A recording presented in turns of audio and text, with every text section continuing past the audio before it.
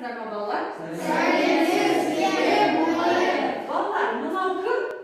Мұқағали Мақатаев. Біз 6-шы сыныпта осы Мұқағали Мақатаевты өткен болатынбыз. Сонымен Мұқағали Мақатаев кім деген сұраққа кім жауап береді? Я, Амина?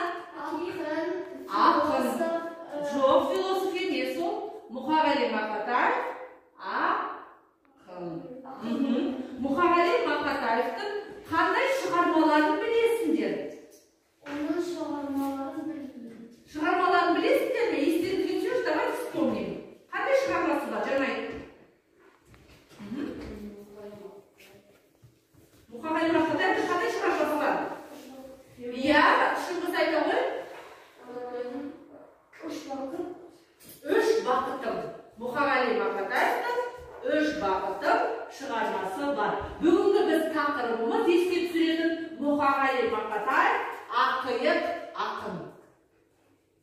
Жақсы ма?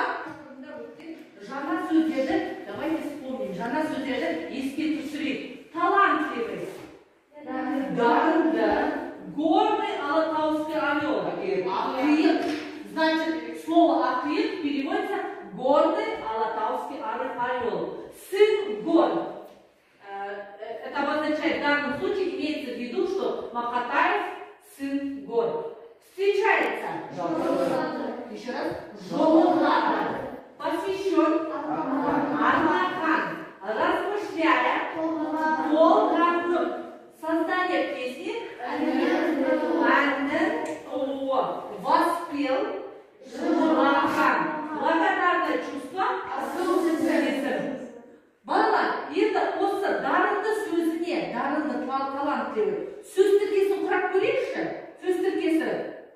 Кім сөз тіркесі? Слава? Слово дарынды. Кім құрап айтады? Дарынды? Яғни дұрыстап тұра ғой айта ғой. Дарынды?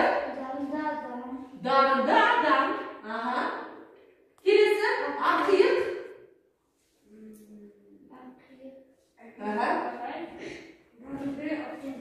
Darında